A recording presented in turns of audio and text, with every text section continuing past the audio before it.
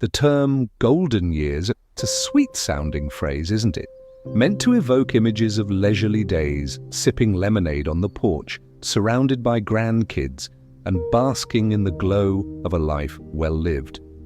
The reality, however, can sometimes feel a little less golden. For many, retirement isn't the endless vacation promised in brochures. It can be a time of uncertainty, a period of adjustment, and even a bit of a letdown. The structure of work disappears, the daily purpose feels diminished, and the social connections can start to fray. And let's be honest, the body might start creaking and complaining in ways it never did before. "Honestly, Martha," sighed George, a retired accountant, to his wife one evening, "I thought I'd be traveling the world by now. Instead, I'm mostly arguing with the remote control and trying to remember where I parked the car at the grocery store." Martha chuckled, patting his hand. "You're not alone, dear. I was envisioning myself painting landscapes, but my arthritis has other ideas. But it doesn't mean we can't still find joy, George. We just need to redefine what golden means to us now." The myth of the golden years often sets us up for disappointment. We expect a perpetual state of bliss, forgetting that life, in all its messy, unpredictable glory, continues to happen. Aches and pains, unexpected bills, and the occasional loneliness included. The truth is, aging doesn't mean the end of excitement. It simply means the beginning of a new chapter, one filled with different opportunities and possibilities.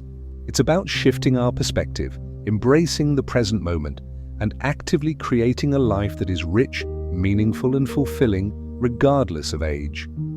Think of it as a second act, not a final scene. You've already played the role of provider, parent, and professional. Now it's time to step into a new role, one that's defined entirely by your own desires and passions. Consider Sarah, a retired teacher who felt adrift after leaving her classroom. She missed the energy of the children, the intellectual stimulation, and the sense of purpose she derived from shaping young minds. One day, while volunteering at a local library, she discovered a program for tutoring adults learning to read. It sparked something within her. It wasn't quite the same as teaching children, of course, Sarah later admitted, but it was incredibly rewarding to see these adults gain confidence and open up a whole new world of possibilities for themselves. I realized that my passion for education didn't have to end with retirement. It just needed a new outlet. Then there's Robert, a former engineer who always regretted not pursuing his love for music. After his wife passed away, he found himself feeling isolated and lost. One day, on a whim, he enrolled in a beginner's guitar class at the senior center. "I was terrified at first," Robert confessed. "I hadn't touched an instrument since I was a teenager. But the teacher was so patient, and the other students were so supportive. Now I'm playing in a band with some of the other seniors. We call ourselves the Silver Strings. It's given me a whole new lease on life." These stories highlight a crucial point: rediscovering joy and purpose after. Retirement isn't about chasing some unattainable ideal of golden years. It's about finding what sparks your interest, what brings you joy, and what makes you feel alive and connected to the world. Perhaps it's volunteering at a local animal shelter, taking a pottery class, joining a book club, or simply spending more time with loved ones. The possibilities are endless. The key is to be open to new experiences, to step outside of your comfort zone, and to embrace the adventure that lies ahead. Don't let the myth of the golden years hold you back. You are not defined by your age. You are defined by your passions, your experiences, and your unique perspective. Embrace this new chapter with open arms and get ready to rediscover the zest for life that you thought was lost. It's there, waiting to be ignited. It's your time to shine. So I get what you're saying. George said to Martha, leaning back in his armchair. The golden years aren't always so golden, but how do I actually rekindle a passion? It's been decades since I thought about what I really enjoyed doing. Martha smiled knowingly. It's like finding a long-lost friend, dear. Sometimes you just need a little nudge to remember what you loved. Think back. What used to make your heart sing? Identifying dormant hobbies often starts with a bit of self-reflection. Close your eyes and try to remember what activities brought you joy and satisfaction in the past. Was it painting, gardening, playing a musical instrument, writing, dancing, or something else entirely? Don't dismiss anything as too childish or too difficult. Remember, this is about rediscovering your joy, not winning a competition. Start small, experiment, and allow yourself to be a beginner again. I used to love woodworking, George admitted, a flicker of excitement in his eyes. My grandfather had a workshop, and I spent hours with him building birdhouses and little toys. Well, there you go, Martha exclaimed. Why not look into a woodworking class at the senior centre? Or even just buy a simple kit online and start building something small. Exploring new interests can be just as rewarding as revisiting old ones. Consider taking a class, joining a club, or volunteering in a field that intrigues you. The possibilities are endless, and you never know what hidden talents or passions you might uncover. I always wanted to learn how to speak Italian, a woman named Eleanor shared at a senior centre gathering. I thought it was too late for me, but then I saw an ad for a beginner's class. Now I can order my coffee like a real Italian. Connecting with local senior centres or groups is a fantastic way to explore new interests and meet like-minded individuals. But these centres offer a wide range of activities, from exercise classes and art workshops to book clubs and social gatherings. They provide a supportive and welcoming environment where you can learn new skills, make new friends, and discover new passions. Don't be afraid to step outside of your comfort zone and try something new. You might be surprised at what you discover about yourself. I was hesitant to go to the senior centre at first, admitted a retired nurse named David. I thought it would be full of old people just sitting around complaining, but I was wrong. There's so much going on: exercise classes, volunteer opportunities, even a computer lab. It's been a real lifesaver. Furthermore, the internet is a treasure trove of resources for rekindling passions and exploring new interests. Online courses, tutorials, and communities can connect you with experts and enthusiasts from around the world. You can learn anything from coding to cooking, all from the comfort of your own home. Remember, rekindling your passions is not about achieving perfection or becoming an expert. It's about finding joy, purpose, and connection in your life. It's about embracing the present moment and allowing yourself to be curious, creative, and playful. Don't put too much pressure on yourself, Martha advised George as they looked up local woodworking classes. Just try something, see if you like it, and if you don't, move on to something else. The important thing is to keep exploring and to keep your mind and body active. As George searched for woodworking classes, he noticed a posting for a volunteer, opportunity teaching basic math skills to adults.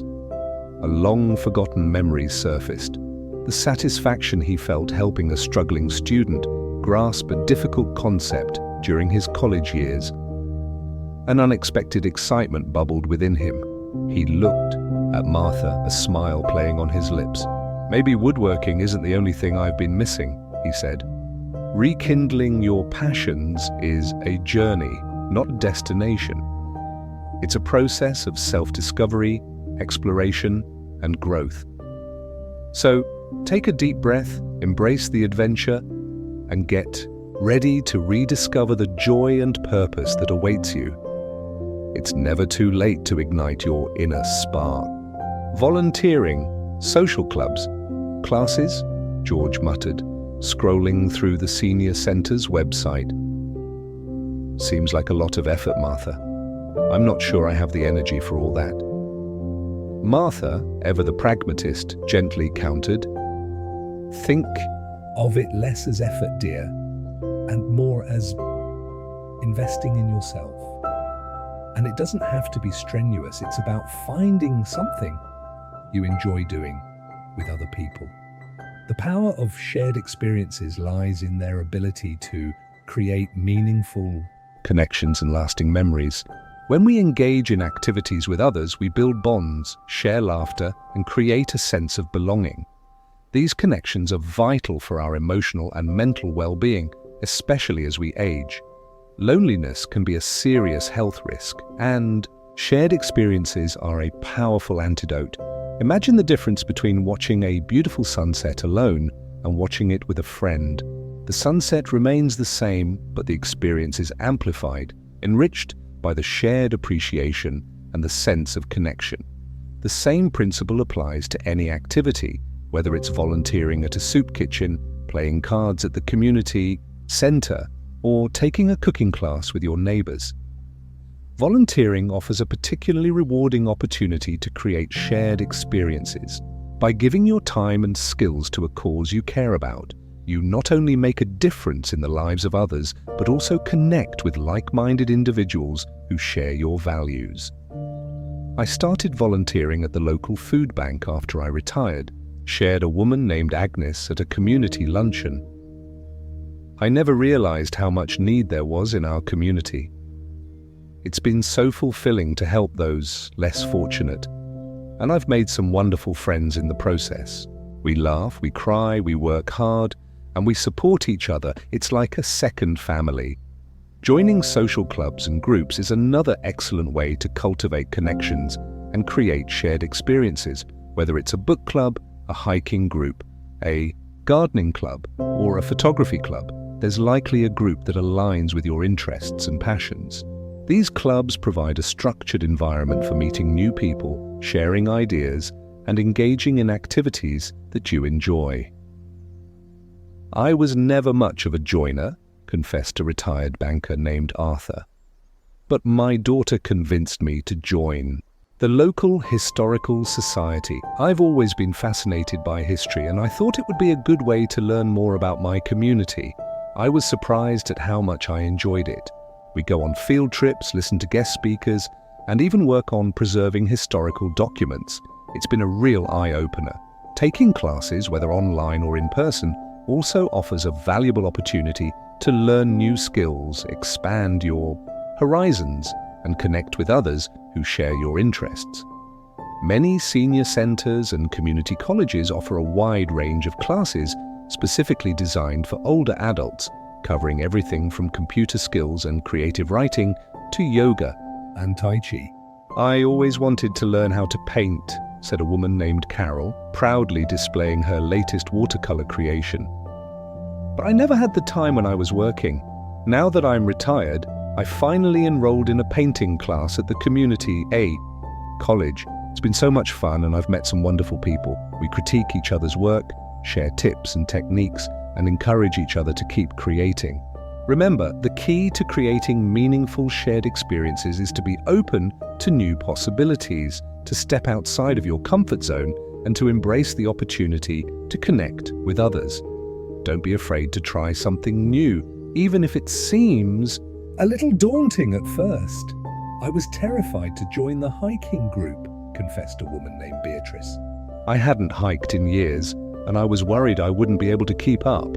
But everyone was so supportive and encouraging. They told me to go at my own pace, and they made sure I was comfortable.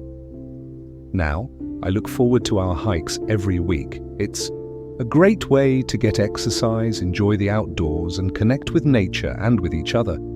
George, still hesitant, chimed in, "But what if I'm not very good at insert activity here? Won't I feel embarrassed?" Martha squeezed his hand reassuringly. "Nobody expects you to be perfect, dear. It's about the experience, not the outcome. And remember, everyone starts somewhere. The important thing is to have fun and to connect with others. Encouraging George, Martha suggested. Why don't we start with something small? Maybe just a walk around the park with the dog tomorrow morning? We could invite the Smiths to join us. George considered this. A simple walk with the dog and the friendly Smiths? It didn't sound so daunting after all. Okay, he agreed, a smile slowly spreading across his face. A walk sounds nice.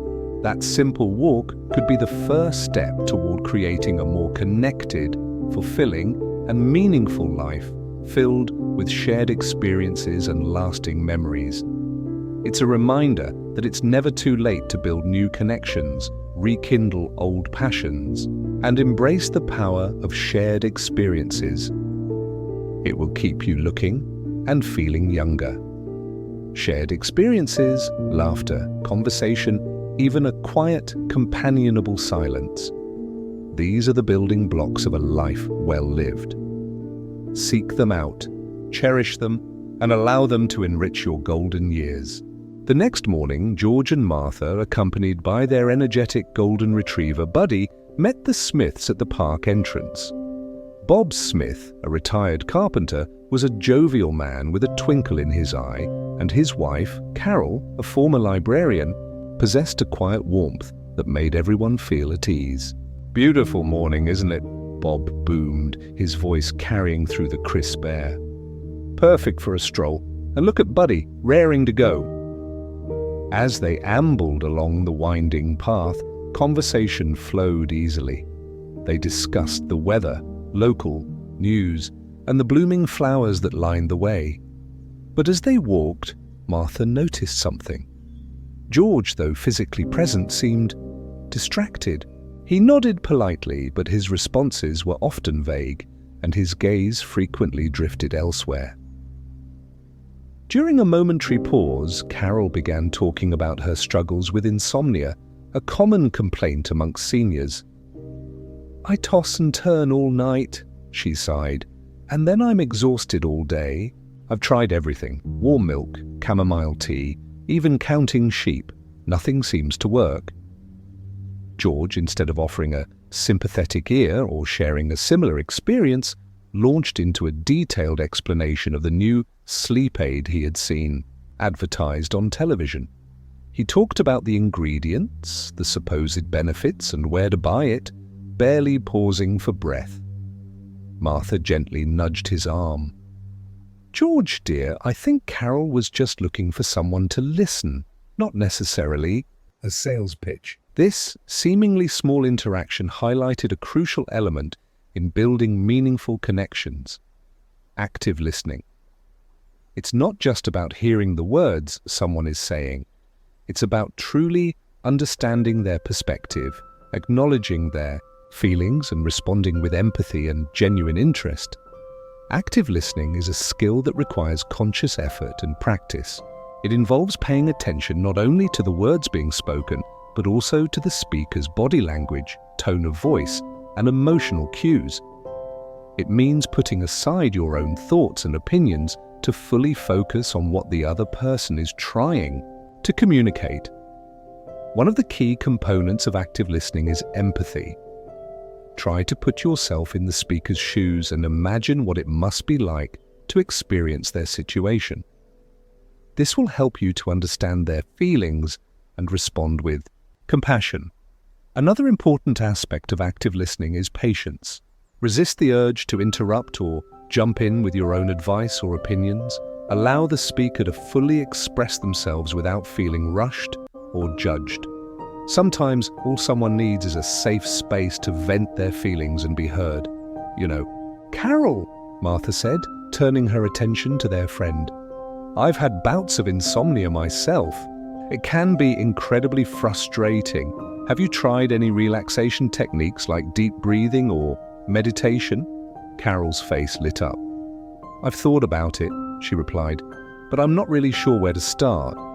Martha then shared some simple relaxation exercises that had helped her, and the two women engaged in a lively discussion about their shared experiences with insomnia.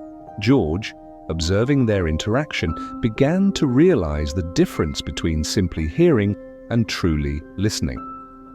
To practice active listening, start by making eye contact with the speaker and nodding occasionally to show that you are engaged. Ask clarifying questions to ensure that you understand what they are saying.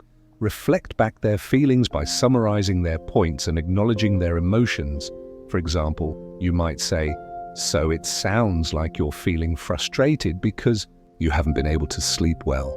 Avoid distractions such as checking your phone or looking around the room. Give the speaker your undivided attention and create a space where they feel comfortable sharing their thoughts and feelings. It's also important to be aware of your own body language. Maintain an open and inviting posture and avoid crossing your arms or fidgeting, which can signal disinterest or defensiveness.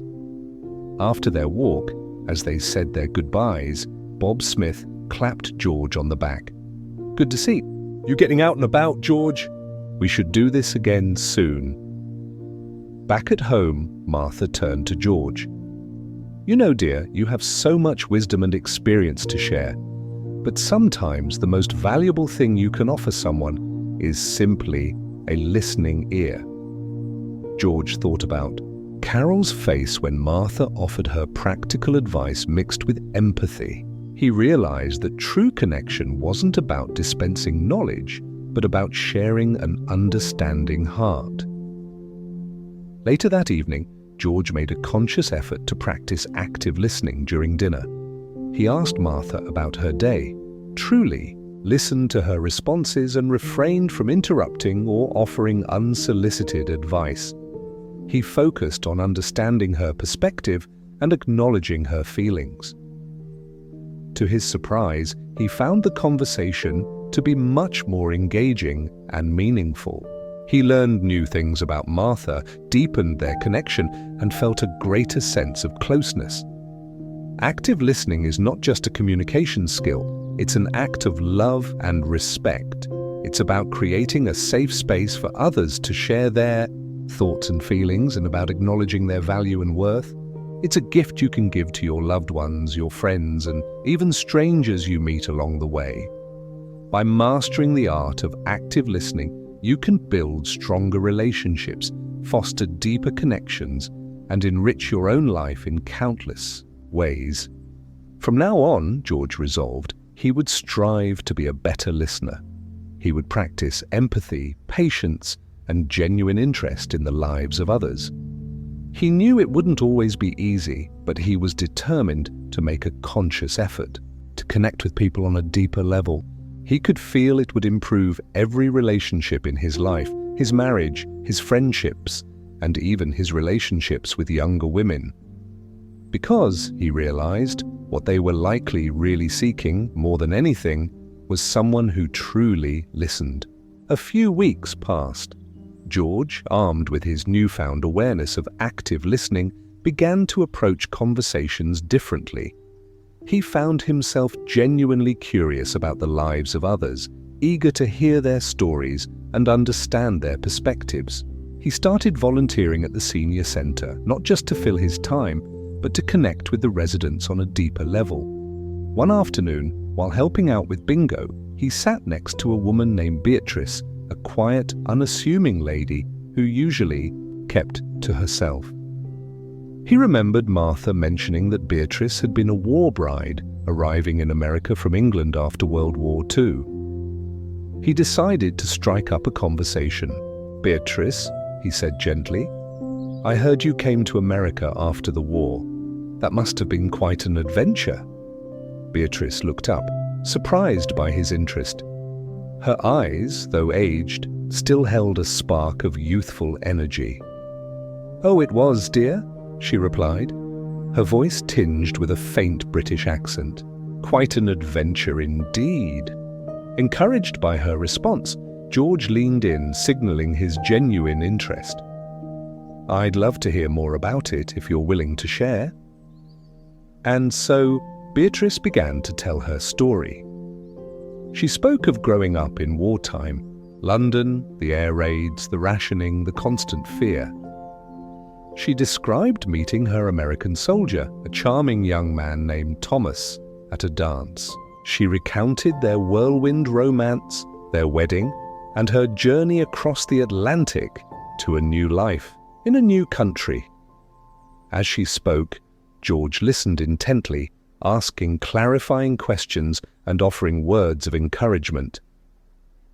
He noticed the way her eyes lit up as she reminisced about happy memories and the sadness that crept into her voice when she spoke of loss and hardship. He felt a profound sense of connection with this woman, a shared humanity that transcended age and experience. It was scary leaving everything I knew, Beatrice said, her voice cracking slightly. My family, my friends. But Thomas, he promised me a new life, a better life. And he kept his promise. George nodded, his heart filled with empathy. That must have taken incredible courage, Beatrice, to leave everything behind and start over in a new country. Beatrice smiled softly. Courage, perhaps, or maybe just love. When you're young, you think anything is possible. George realized that Beatrice's story wasn't just about the past. It was about the present, about her strength and resilience in the face of life's challenges. By sharing her story, she was reclaiming her identity, finding meaning and purpose in her experiences. Your story is incredible, Beatrice, George said sincerely. Thank you for sharing it with me. Beatrice beamed, her face radiating warmth. Thank you for listening, dear. It's been a long time since I've talked about those days. This conversation with Beatrice sparked a new realization in George. He understood that everyone has a story to tell, a unique perspective shaped by their experiences, their triumphs, and their struggles. And that these stories are valuable, not just for the individuals who share them, but for the entire community. He began to encourage others to share their stories as well. At the Senior Center, he started a storytelling group where residents could gather to share their memories, their wisdom, and their life lessons. He found that these sessions were incredibly therapeutic, not only for the storytellers, but also for the listeners. He even started writing down his own stories, reflecting on his life, his successes, and his regrets. He realized that his own experiences, though perhaps less dramatic than Beatrice's, were equally valuable and worthy of being shared. One evening, while discussing his new storytelling venture with Martha, she said, "You know, George, you've always been a good storyteller, but you've never really shared much about yourself. It's wonderful to see you opening up and embracing your own story." George smiled. "It's been liberating, Martha. I feel like I'm finally understanding who I am, what I've accomplished, and what I still want to achieve. Embracing your story is not about dwelling on the past or glorifying your achievements. It's about acknowledging your experiences, learning from your mistakes, and celebrating your strengths. It's about understanding that your unique perspective is valuable and contributes to meaningful conversations and connections. It's about recognizing that your story is still being written, that you have the power to shape your future and create new chapters filled with joy, purpose, and fulfillment. It's about embracing your age, your wrinkles, and your imperfections, knowing that they are all part of what makes you unique and special. It's about seeing the world through your own lens, recognizing the beauty and the lessons life has taught you. It is not about being someone you are not, but about being fully and unapologetically yourself. As George continued to embrace his story and encourage others to do the same, he found himself feeling more confident, more authentic, and more connected to the world around him. He realized that age was not a barrier to happiness or fulfillment. It was simply another chapter in his ongoing story, and he was determined to make it a good one. He smiled, thinking of the stories he'd heard, the connections he'd made. He realized that these connections had indeed rekindled his spark, and that the best was yet to come. He was ready to approach the world with new vigor and passion, ready to share his authenticity with anyone he met, young or old. He was ready to be seen and to be heard. The following week, George, emboldened by his renewed sense of purpose and connection, found himself unexpectedly invited to a community event, a volunteer appreciation brunch at the local botanical gardens. He initially hesitated. Social gatherings weren't exactly his forte, and he wasn't sure he wanted to spend a Sunday morning making small talk. But Martha, ever the advocate for broadening horizons, gently nudged him to accept. "It's important to recognize the value of what you're doing, George," she said. "And besides, it will be a lovely setting. Think of the flowers." He acquiesced, and on Sunday morning, dressed in his best and, somewhat dusty, blazer, he found himself amidst a cheerful crowd of volunteers, surrounded by the vibrant colors and fragrant scents of the botanical gardens. He even spotted Beatrice, looking radiant in a floral print dress. As he mingled, he overheard fragments of conversations, stories of shared efforts, challenges overcome, and the simple joy of making a difference. He also noticed a recurring theme. The volunteers, despite their dedication, often seemed to neglect their own well-being in their zeal to help others. He saw a woman named Elsie, who ran the senior center's knitting club, looking pale and exhausted. "I haven't had a decent night's sleep in weeks," she confessed to a friend. "I've been so busy organizing the charity knit-a-thon that I've forgotten to take care of myself." He observed Bob Smith, always quick with a helping hand, wincing as he lifted a tray of refreshments. "My back's been killing me," he admitted. "I probably overdid it with the garden work last week." And even Martha, usually so energetic and vibrant, seemed a bit more tired than usual. "I've been running around like a chicken with its head cut off," she confessed to George, "trying to organize everything at home and here. I forgot to schedule my hair appointment." These observations sparked a new thought in George's mind: the importance of self-care. He realized that in his newfound focus on connecting with others and embracing his story, he had inadvertently neglected his own well-being. He had been so busy giving that he had forgotten to replenish his own reserves. He approached Elsie. "Elsie, I couldn't help but overhear you mention your lack of sleep. You dedicate so much time to the knitting club. Don't you think you deserve a little pampering? Perhaps a relaxing bath, a good book, and an early night?" Elsie chuckled. "That sounds heavenly, George, but who has the time?" "You make the time, Elsie," George countered gently. "You can't pour from an empty cup. If you don't take care of yourself, you won't be able to continue helping others." The same applied to Bob. "Bob, that back of yours is crucial." For your woodworking, have you considered getting a massage or doing some gentle stretches?" Bob grimaced. "Massages are for the wealthy, George, and stretching, that's for the youngsters." "Nonsense, Bob. There are affordable options." Gentle stretches can do wonders. It's not selfish, it's preventative maintenance.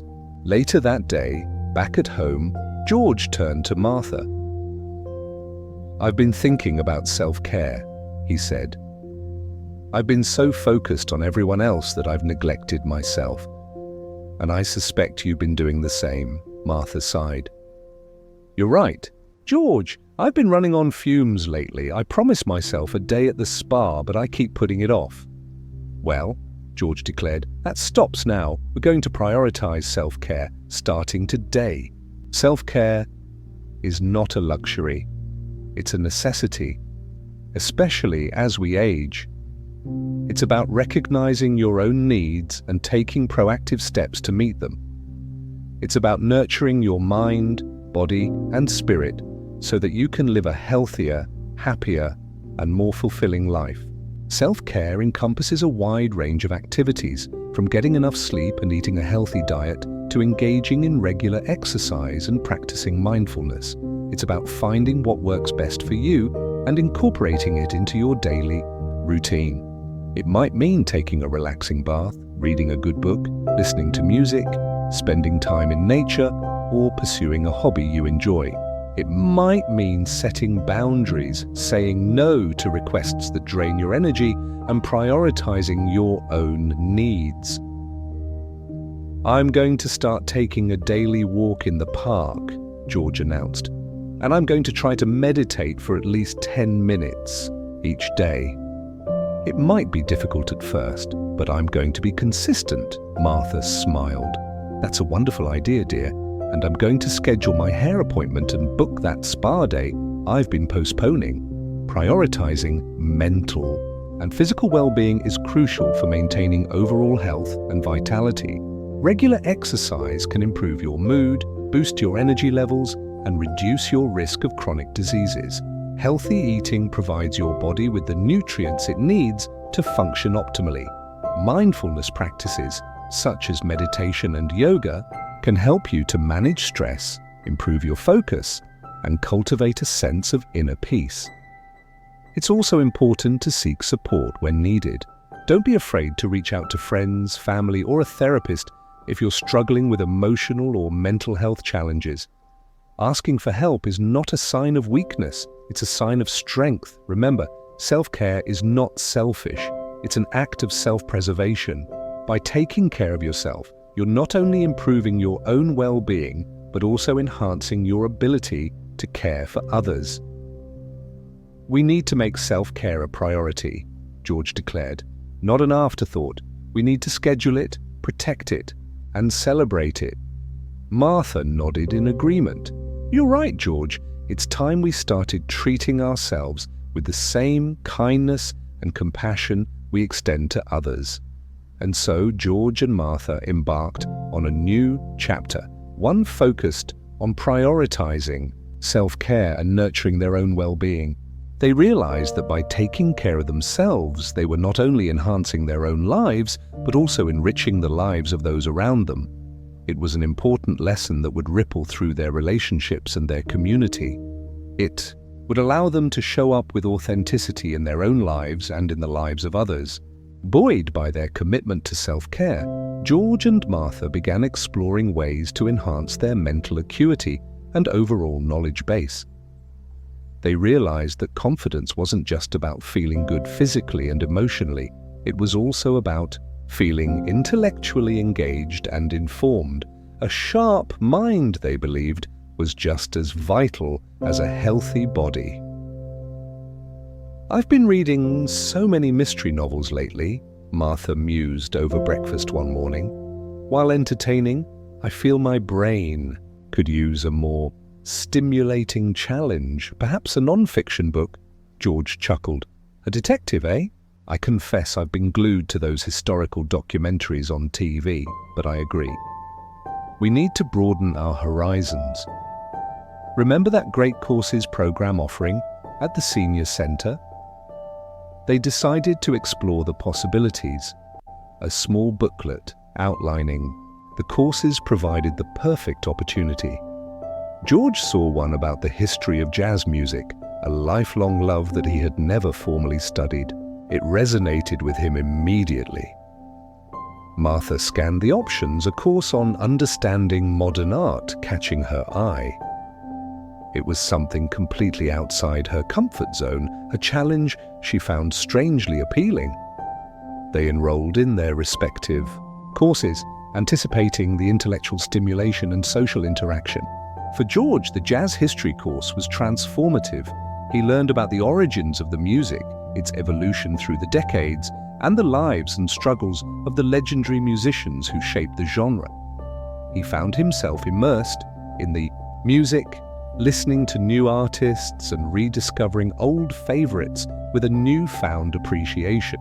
"I had no idea about the social context of early jazz," he exclaimed to Martha one evening. "It was so much more than just music. It was a form of protest, a celebration of African American culture, a voice for the marginalized."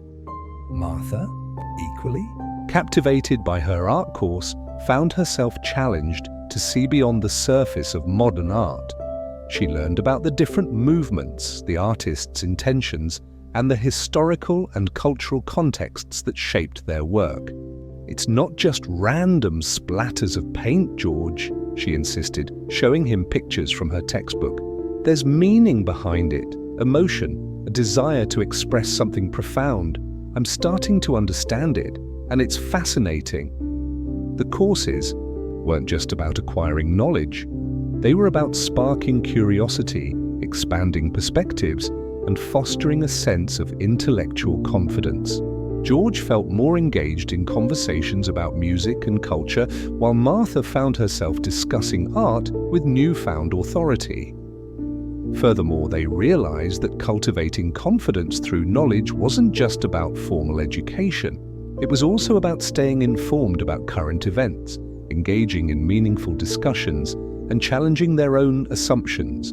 They started subscribing to a newspaper, watching news programs, and participating in community forums.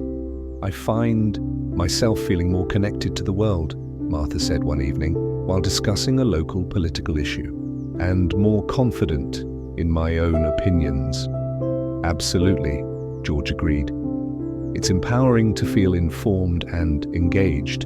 It makes you feel like you have a voice, that you can make a difference. In addition to formal courses and staying informed, George and Martha also discovered the joy of lifelong learning through books, documentaries, and online resources. They explored new subjects, revisited old favorites, and challenged themselves to learn something new every day. One day, George decided to learn basic computer coding, a skill he had always admired but never pursued. Martha, inspired by his initiative, took up a new language, Spanish, using an online learning platform.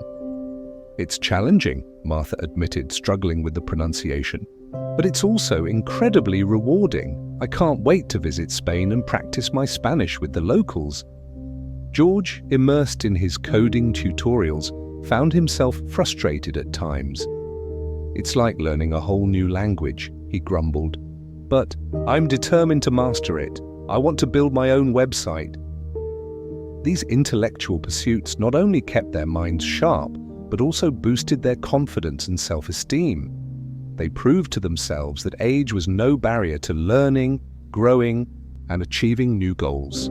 They felt intellectually stimulated and empowered, ready to face any challenge that came their way. They began to attend local lectures and discussions, engaging with people of all ages.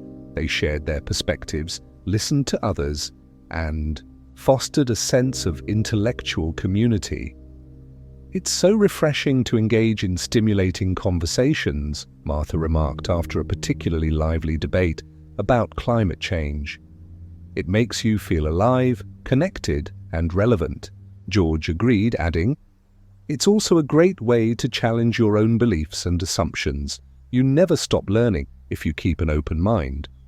As they continued to cultivate their minds, George and Martha realized that knowledge was not just power. It was also a source of confidence, resilience, and joy. They felt more engaged in the world, more connected to their community, and more fulfilled as individuals. It was a vital component to living an authentic and engaged life. It also made them a lot more interesting. George and Martha found people were more willing to share with them, and that their opinions held more weight in discussions. They began to build bridges with younger people who were always amazed at their insights and opinions. That weekend, George and Martha were invited to a potluck with their neighbors, including a number of younger families. George found himself engaged in a lively conversation with a young woman who was starting her own business, while Martha traded gardening tips with another young woman. As they drove home, George reflected on the evening. You know, Martha, he said, it's amazing how much we have to offer. We just need to be willing to share our knowledge and experience. Martha smiled, squeezing his hand. And to keep learning and growing ourselves. That's the secret to staying young at heart.